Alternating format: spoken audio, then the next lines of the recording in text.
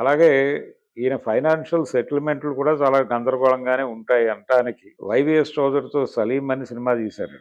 ఆ సినిమాకి సంబంధించి ఒక కాంట్రాక్ట్ అనుకున్నారు. ఆ కాంట్రాక్ట్ ప్రకారం ఈయన పే చేయాల్సినటువంటి డబ్బులు పే చేయాల మోహన్ బాబు గారు. పే చేయకపోవడంతో ఆయన దగ్గర చెక్స్ ఉన్నాయి. మోహన్ బాబు గారు స్వయంగా ఇచ్చిన చెక్కులు ఉండటంతో ఆయన దాన్ని దాసరి గారి దగ్గర పంచాయతీ పెట్టినప్పుడు దాసరి గారి దగ్గర వినయంగా ఆయన అంగీకరించాడు. అంగీకరించి మణికొండ ఏరియాలో ఎక్కడో ఒక స్థలం ఉంది, అది ఇస్తాను అని చెప్పారు. చెప్పారు కానీ అది ఇవ్వలేదు. తర్వాత అదే ఇంకేదో ఇష్యూలో ఉంది, దానిలో అది కాదులే నీకు ఇంకేదో ఇస్తాను అని అలా సాగదీసి ఫైనల్గా ఆయనకి ఇవ్వలేదు. ఆయన కోర్టుకు వెళ్ళాడు. అయితే చౌదరి గారు ఎక్కడా మాట్లాడలేదు ఈ విషయం, ఎక్కడా మాట్లాడలేదు. అయితే ఆ కోర్టు వివాదం నడుస్తుండగా ఇంకొక సినిమా కంపెనీ ఒక కెమెరా డిపార్ట్మెంట్, అంటే కెమెరాలు అద్దెకిచ్చినటువంటి ఒక సంస్థకి ఇచ్చిన చెక్కులు బౌన్స్ అయ్యి వాళ్ళు కోర్టుకు వెళ్ళినప్పుడు అనుకోకుండా నేను ఆ కేసులో ఒక లాయర్ని వాళ్ళకి పరిచయం చేయడం కోసం వెళ్ళాను. వెళ్ళినప్పుడు చౌదరి గారు ఉన్నారు అక్కడ కోర్టు దగ్గర. ఇదేంటి మీరెందుకు వచ్చారు ఇక్కడికి అంటే ఆయన అప్పుడు చెప్పాడు, ఇదేదో చిన్న వివాదం ఉంది, దానికి సంబంధించి ఈరోజు హియరింగ్ ఉంది, అందుకని వచ్చాను నేను అని అన్నాడు ఆయన. అలా నాకు తెలిసింది వాళ్ళ మధ్య ఒక డిస్ప్యూట్ ఉంది. సలీం అప్పుడు ఆయన ఇచ్చిన ఫైనాన్షియల్ కమిట్మెంట్ మీద ఆయన నిలబడలేదు. ఆ సినిమా ఫ్లాప్ అయింది, అది వేరే గొడవ. కానీ ఇచ్చిన ఫైనాన్షియల్ కమిట్మెంట్ ఫుల్ఫిల్ చేయాలి కదా, అది చెయ్యకపోవడంతో ఆయన తాను కోర్టుకు వెళ్లాల్సి వచ్చిందని చెప్పాడు ఆయన. అంతకుమించి మోహన్ బాబుని డిస్ప్యూట్ చేస్తూ అనలేదు ఆయన. అది తర్వాత పేపర్లోకి వచ్చింది ఆ వార్త. కోర్టు పాజిటివ్ జడ్జిమెంట్ ఇచ్చింది ఆయనకి, చౌదరి గారికి. ఆ జడ్జిమెంట్ వచ్చినప్పుడు లీగల్ కరస్పాండెంట్స్ రాశారు ఆ స్టోరీని. అలా ప్రపంచం ముందుకు వచ్చింది అది. ఇది ఆ వ్యవహారంలోను. అలాగే ఇలా రకరకాల ఒక రికార్డు ఉంది ఆయన మీద. ఆయన విషయాల్ని ఎలా డీల్ చేస్తాడో అనే దానికి సంబంధించి ఆయన మీద ఈ ఆరోపణలన్నీ ఎందుకు వచ్చాయి అంటే ఏదో మేరకు ఎక్కడో చోట ఒక ఫ్యాక్ట్ ఎస్టాబ్లిష్ అయి ఉంది. అందుకని మోహన్ బాబుతో వ్యవహారం అంటే కొంచెం జటిలము అని అనుకోవడానికి ఒక ప్రాతిపదికను ఆయనే కల్పించాడు. దాని నుంచి ఆయన అంటే జయంతి గారి మీద చేసుకున్నటువంటి ఒక సందర్భం కూడా ఉంది. పెదరాయుడు సినిమా అప్పుడు సీనియర్ నటి జయంతి గారితో ఆయన చాలా దురుసుగా ప్రవర్తించారు. అంటే డేట్స్ అడ్జస్ట్మెంట్కి సంబంధించి ఆవిడ ఈ సీన్స్ ఈ టైంలో చేయాల్సి ఉంటుంది, నాకు వేరే కమిట్మెంట్స్ ఉన్నాయని చెప్పినప్పుడు ఈయన దురుసుగా బిహేవ్ చేసి దాదాపుగా చేసుకున్నాడు అనేటువంటి ఒక మాట వినిపించింది బయట. అయితే ఆ విషయం వెంటనే ఆవిడ కన్నడ కంఠీరవ రాజ్ కుమార్ గారి దృష్టిలో పెట్టారు. ఆయన మందలిస్తే ఈయన తగ్గాడు. ఆ తర్వాత ఆ బ్యానర్లో ఆవిడ పనిచేయలేదు. అదొక వివాదం. ఇలా అనేక వివాదాలు, మోహన్ బాబు అనగానే అనేక వివాదాలు గుర్తొస్తూ ఉంటాయి. సో ఆయన వ్యవహార శైలి ఎలా ఉంటుంది అనే దానికి సంబంధించి ప్రపంచానికి ఒక జ్ఞానం ఉంది. అందుకని ఆయన ఒక టైంలో కొంచెం ఫైనాన్షియల్ క్రైసిస్లో ఉన్న టైంలోనే ఎడ్యుకేషనల్ ఇన్స్టిట్యూషన్స్ ప్రారంభించాడు. దీనికి సంబంధించి ఆయన లోన్స్కి వెళ్ళాడు.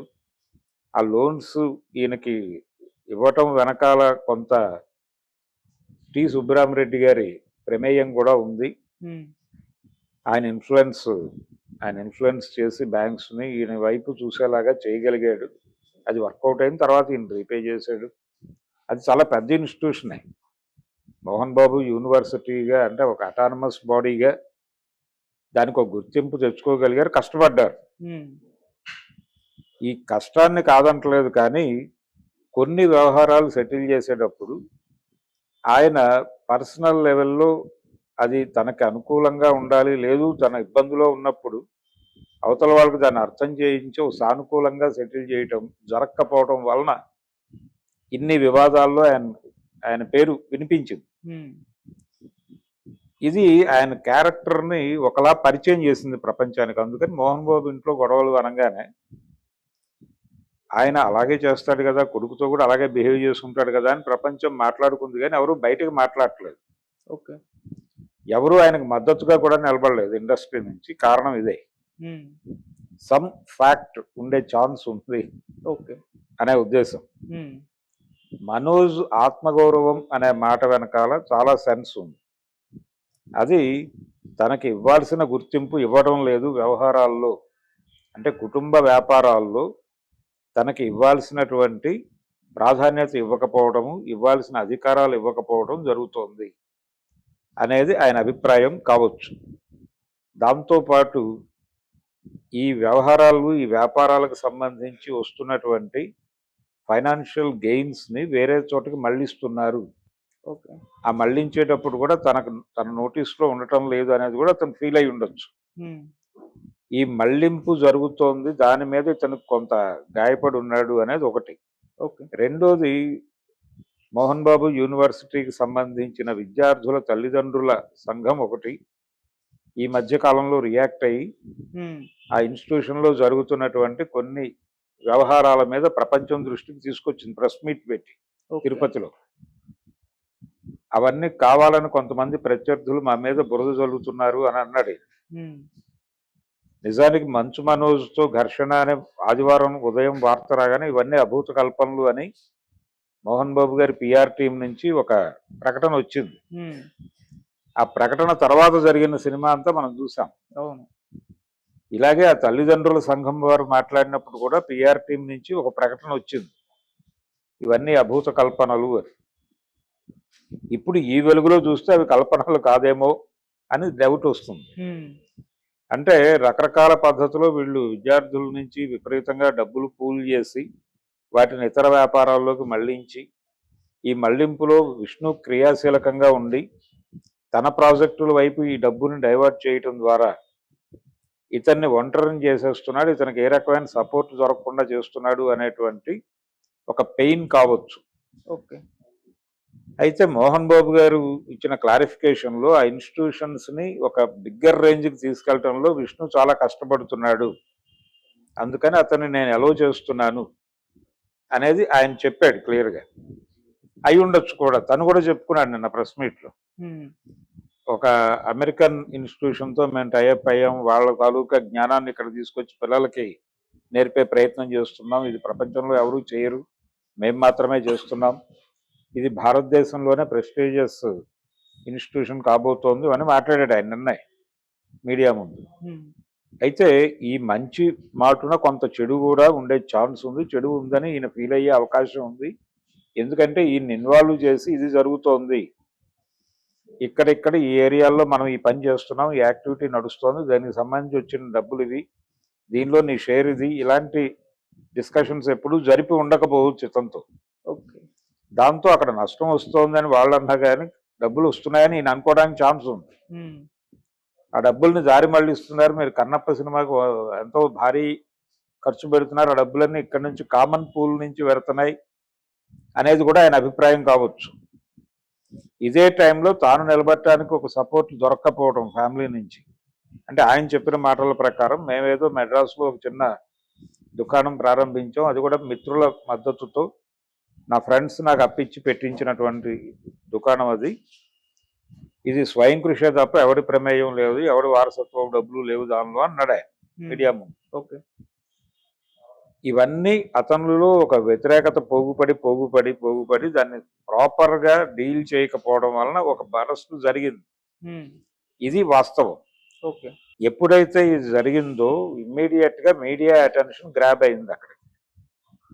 మీడియా అంటే నిన్న జడ్జి గారు ఆయనకి 24 వరకు వెసులుబాటు ఇస్తూ మోహన్ బాబుకి ఒక కామెంట్ చేశారు. అంటే మీడియా ఎందుకుంది అక్కడ, మీడియా తనంతట తాను లోపలికి ప్రవేశించిందా, వీళ్ళు పిలిస్తే ఎంటర్ అయిందా అని ఒక మాట దొర్లింది అక్కడ. హ్మ్. ఆయన పబ్లిక్ ప్రాసిక్యూటర్తో అన్న మాట అది బయటకు వచ్చింది. అయితే దాన్ని మోహన్ బాబుకు అనుకూలంగా చాలా మంది చెప్తున్నారు హ్మ్. ఉపశమనం కింద. నిజానికి అది జడ్జి గారి అభిప్రాయం మాత్రమే, ఇన్ రిటర్న్ కాదు, అది ఓకే. వెసులుబాటు మాత్రమే ఇచ్చారు ఆయన 24 వరకు. ఈ విషయాన్ని వాయిదా వేశారు అంతే తప్ప ఈయనకు అనుకూలంగా జడ్జి గారు మాట్లాడినట్టుగా తీసుకోనక్కర్లేదు. ఓకే. ఆయన ఈ విషయంలో క్లారిఫికేషన్స్ ఏమీ లేవు ఇక్కడ అన్నాడు. ఒక వైపేమో అటెంప్ట్ టు మర్డర్ లాంటివి ఫైల్ అయినాయి ఆయన అవును. మీద, మోహన్ బాబు మీద 109 పెట్టారు. ఉమ్, ఈ 109లో ఆయనకు 7 years నుంచి 10 ఏళ్ల వరకు శిక్ష పడవచ్చు ప్రూవ్ అయితే. ఉమ్, ఒకటి ఆయన రియాక్ట్ అయి కొడుతున్నటువంటి వీడియో ఉంది ఇట్ సెల్ఫ్, ఒక ఉమ్, ప్రూఫ్ గా ఉంది. అయితే అది షూట్ చేసినటువంటి కెమెరామెన్ వాళ్ళు రేపు పొద్దున కోర్టులో చెప్పాల్సి ఉంటుంది, మేమే తీసాం ఇది అని చెప్పాలి. ఆ సాక్షుల్ని మేనేజ్ చేసుకుంటే ఉమ్, ఆ సాక్ష్యం చెల్లొచ్చు చెల్లకపోవచ్చు. ఉమ్, ఇది ఒక సమస్య ఉంది కోర్టుతో.